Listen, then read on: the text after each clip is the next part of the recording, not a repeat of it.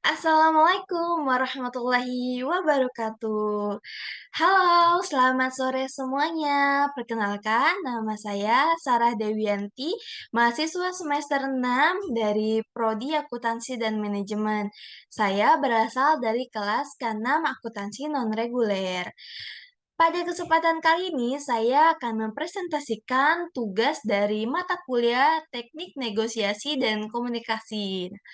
Pada kesempatan kali ini, presentasi yang akan saya bahas itu temanya mengenai komunikasi dan judulnya itu Belajar Public Speaking untuk Pemula.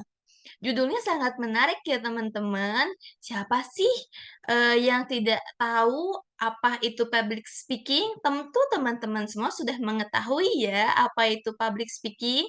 Tapi alangkah baiknya kalau kita simak penjelasan pada slide berikut ini.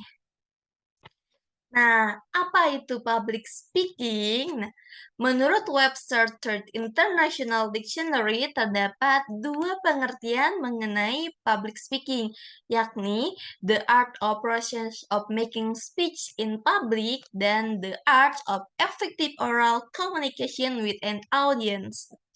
Jadi teman-teman, menurut kamus ini, public speaking adalah bagian seni dari proses penyampaian pidato di depan publik dan seni ilmu komunikasi lisan secara efektif dengan melibatkan pendengar atau audiens. Jadi, singkatnya, ini public speaking itu adalah keterampilan kita dalam berbicara di depan umum. Juga percayaan diri kita bagaimana kita bisa menarik perhatian pendengar agar tertuju pada kita dan fokus terhadap isi dari pidato kita, teman-teman. Tentunya, untuk melakukan public speaking tidak semudah itu ya, teman-teman. Nah, berikut ini ada 3 cara latihan agar percaya diri berbicara di depan umum. Karena tidak semua orang bisa percaya diri ketika berbicara di depan umum kan teman-teman. Nah, kadang sebagian orang ada yang berbicaranya terbata-bata, kemudian tidak berani menatap lawan bicara. Kemudian ada suara kecil dan kaku, kemudian juga menjadi gagap berlebihan, kemudian bingung merangkai kata atau kalimat, dan tidak percaya diri saat berbicara di depan umum. Nah, eh, kendala-kendala tadi bisa kita atasi dengan melakukan 3 cara ini. Yang pertama, latihan berbicara depan kamera lalu direkam. Nah, tujuannya teman-teman, ketika kita latihan berbicara sendiri, kita bisa mulai mengontrol emosi kita, mulai belajar pelan-pelan bagaimana kita mengukur intonasi suara, kemudian kita penyesuaian mimik wajah. Nah, kita bisa mulai latihan, lalu kita rekam agar kita bisa evaluasi. Oh, sepertinya intonasi seperti ini kurang bagus. Oh, sepertinya suaranya lebih kecil. Nah, kita bisa mulai mengkritik dan memberikan saran pada diri sendiri. Yang kedua, latihan berbicara di depan teman, keluarga, atau kelompok kecil. Nah, pastinya kita semua punya teman, punya circle, punya grup. Nah, coba teman-teman manfaatkan itu untuk hal yang lebih baik lagi. Misalnya, mulai mengajak ayah untuk berdiskusi, kemudian mulai memberanikan melontarkan pertanyaan kepada teman. Misalnya, ketika kita dalam forum, dalam sebuah kelas, ada teman yang sedang melakukan presentasi, mulailah beranikan diri untuk mengajukan pertanyaan. Nah, itu akan membantu teman-teman untuk mengasah kepercayaan diri. Dan yang ketiga, membaca sebuah bacaan lalu menceritakan kembali di depan cermin.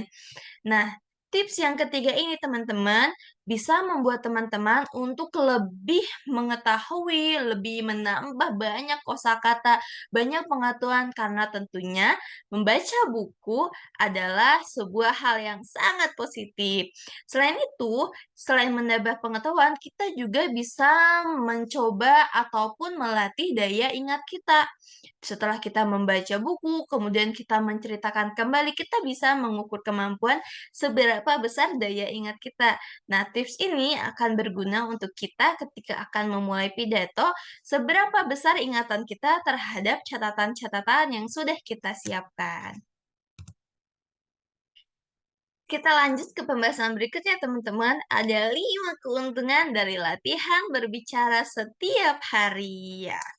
Jadi, yang pertama, mampu berbicara dengan lebih lancar. Nah, kalau kita membiasakan diri untuk terus berbicara, teman-teman, mulai meminimalisir rasa malu, rasa gugup. Nah, teman-teman mampu nantinya berbicara dengan lebih lancar. Kemudian yang kedua, semakin percaya diri dalam berbicara. Nah, yang ketiga, bisa meminimalisir suara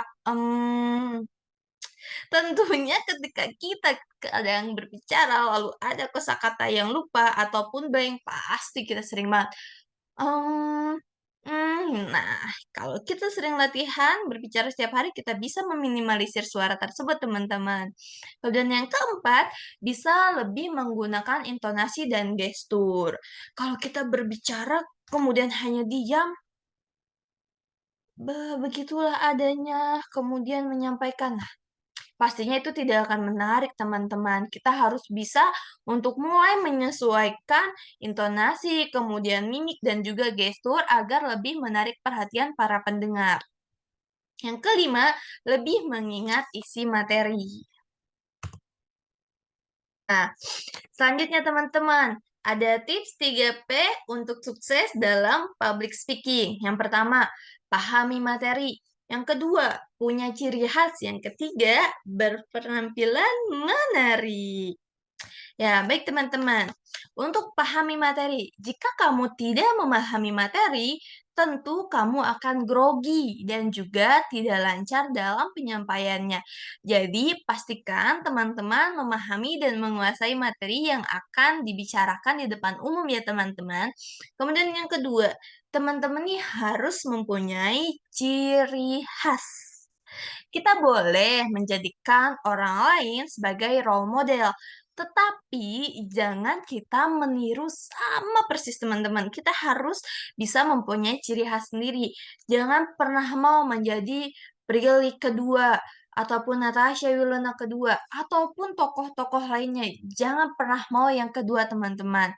Selain jangan mau menjadi perempuan ataupun pacar kedua, kita juga jangan mau menjadi orang lain kedua. Tapi jadilah diri kamu yang pertama, tunjukkan kemampuan dan kualitas terbaik yang kamu miliki. Yang ketiga, perhatikan penampilan. Nah, sebelum kita memulai berbicara di depan umum, biasanya audiens sudah mempunyai semacam first impression ketika melihat dirimu. Jadi, berikanlah first impression yang baik ya teman-teman. Jangan memberikan kesan yang buruk. Oke? Nah, kemudian ada ketakutan yang perlu dihindari saat tampil public speaking. Nah, banyak ketakutan, tetapi 4 ketakutan ini yang paling sering terjadi. Yang pertama, takut dengan audiens. Nah, takut dengan audiens ini entah mereka takut karena tidak suka dengan penampilan kita atau kita takut dengan tatapan dari audiens. Nah, teman-teman, tidak perlu merasa takut ya. Justru kita harus melakukan eye contact ketika kita berbicara dengan audiens ya. Usahakan kita pun melakukan tatapan kepada mereka. Kita melihat mereka seakan-akan kita mengajak berbicara dan melihat mereka juga. Kemudian yang kedua, takut blank di tengah penyampaian. Nah, ketakutan ini teman-teman yang paling banyak menghantui atau menjadi ketakutan. Ketika kita sedang blank di depan atau di pertengahan penyampaian, nah, teman-teman itu harus menghindari rasa panik.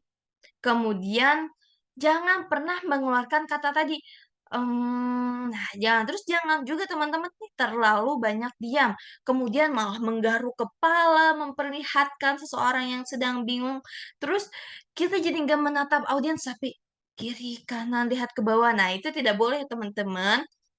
Usahakan tetap tenang, kemudian menggunakan, tips magic sentence.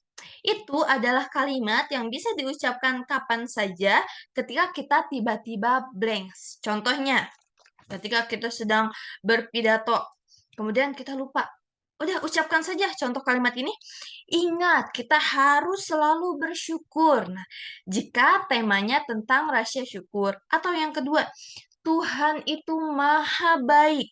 Percayalah kepadanya jika berbicara di acara ibadah. Nah, tujuan dari magic sentence ini agar kita tetap bisa melanjutkan berbicara meskipun blanks. Nah, karena audiens tidak akan menyadari jika hal-hal yang kita ucapkan tadi itu di luar daripada topik ataupun catatan yang telah kita buat, teman-teman.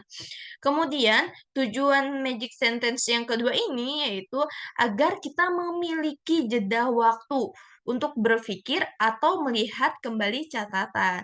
Kemudian rasa takut yang ketiga ini takut salah berbicara tanpa disadari.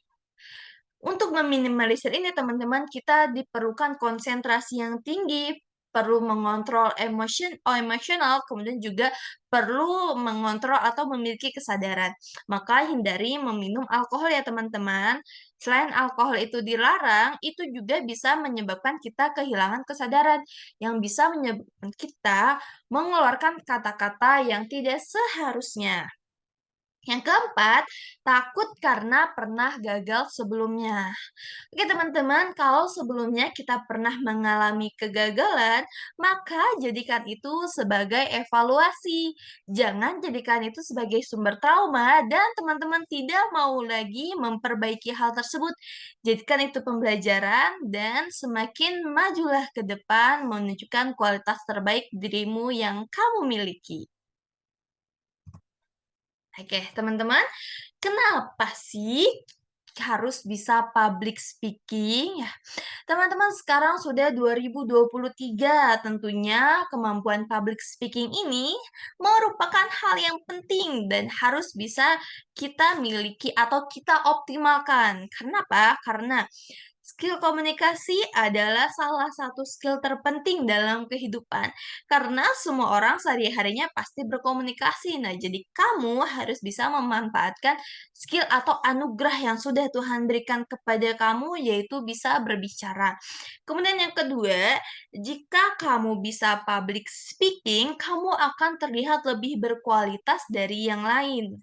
Yang ketiga, penghasilan pasti akan meningkat ketika kamu bisa public speaking, karena tidak banyak orang mampu menguasai skill ini.